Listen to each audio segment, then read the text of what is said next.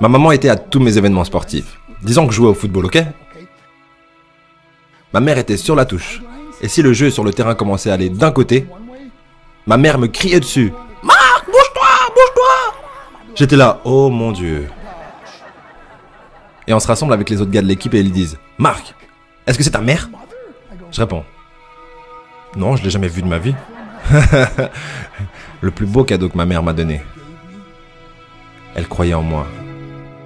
J'ai fait des overdoses sous drogue à 3 occasions où j'aurais dû mourir. Mais je crois qu'on m'a gardé ici pour une raison. Montrez-moi vos amis, je vous montrerai votre futur. Comment est-ce que je sais ça? Je traînais avec des losers et je suis devenu le plus gros loser parmi eux parce que j'ai abandonné absolument tout, ce dont je rêvais quand j'étais un petit garçon. À cause des gens avec lesquels j'ai décidé de m'entourer. Mes amis me ramenaient à 2 ou 3 heures du mat. On était bourrés, foncés à rire dans la voiture. On s'arrête à côté de ma maison et ils me disent « Marc, la lumière est allumée. » Et je dis « Oh merde, ma mère est debout. » Vous voyez, ma mère ne pouvait pas aller au lit avant de savoir que son fils était toujours en vie. Je rentrais, elle me disait « Hello Marc, comment a été ta soirée ?» Et je dis « Bien maman, je vais juste aller au lit. » Elle dit « Est-ce que je peux juste te parler une minute ?» Et là je dis « Maman, je suis fatigué, je veux juste aller au lit. » Elle dit « Marc, je ne t'ai pas vu de toute la journée et toute la soirée. Est-ce que je peux s'il te plaît te parler ?» Et là je dis « Mais fous-moi la paix, tu m'énerves !» Et là je claque la porte de ma chambre à coucher sur la seule personne qui croyait en moi. J'étais en pleine tournée internationale. On luttait à l'étranger au Japon. Après mon match de catch, j'ai rejoint ma chambre d'hôtel et je me suis endormi. Il y a eu une personne qui a toqué à ma porte à 3 heures du matin. Je sors du lit, je regarde à travers la fenêtre de sécurité et je vois que c'est le promoteur japonais. Donc j'ouvre la porte et il me dit « Marc, appelle à la maison, il y a une urgence. » Je suis allé au téléphone de ma chambre d'hôtel et j'ai appelé aux États-Unis. « Hey, comment ça va ?» Il a dit « Marc, je ne sais pas comment te dire ça. » J'ai dit « Dis-moi simplement ce qui s'est passé. » Et d'un coup il commence à pleurer et dit « Marc, je ne peux pas te le dire. » Je lui dis « Dis-le. » Il a dit « Marc, ta mère est morte. »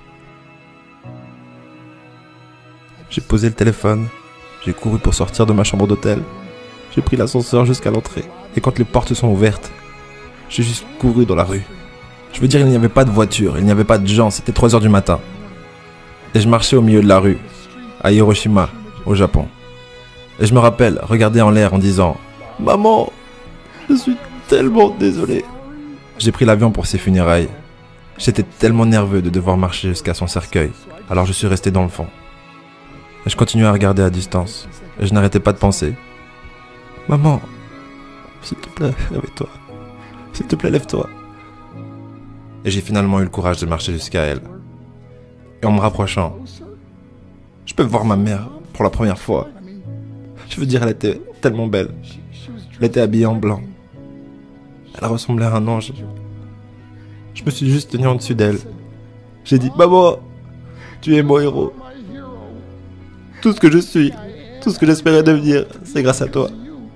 Tu m'as tellement aimé. Tu m'as donné une vie. Tu es la seule qui a cru en moi.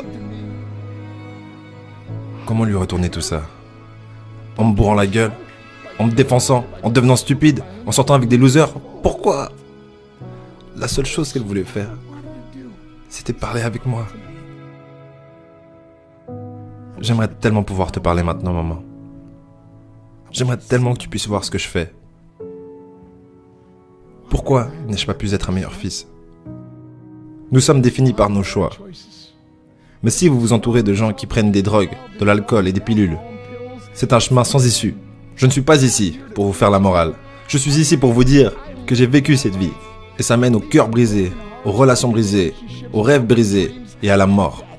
Pourquoi? Pour la défense?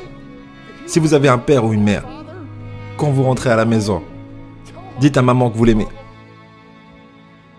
Vous voyez, toute ma vie a tourné autour de devenir riche et célèbre. Il fallait que je devienne un millionnaire. Il fallait que je gagne la course. Je devais gagner la course aux frais de mon mariage, de ma famille, de mes amis. Pourquoi? Pour être seul dans une pièce et apprendre ce qui est réellement important. Et ceci est à quel point précieux est ce cadeau qui est la vie et nos familles. Et à quelle vitesse cela peut nous être pris. Vous savez, je ne vis plus le temps. Je vis les moments. Vous savez, ce n'est pas ce que vous avez dans les poches qui compte. C'est ce qu'il y a dans votre cœur qui compte vraiment.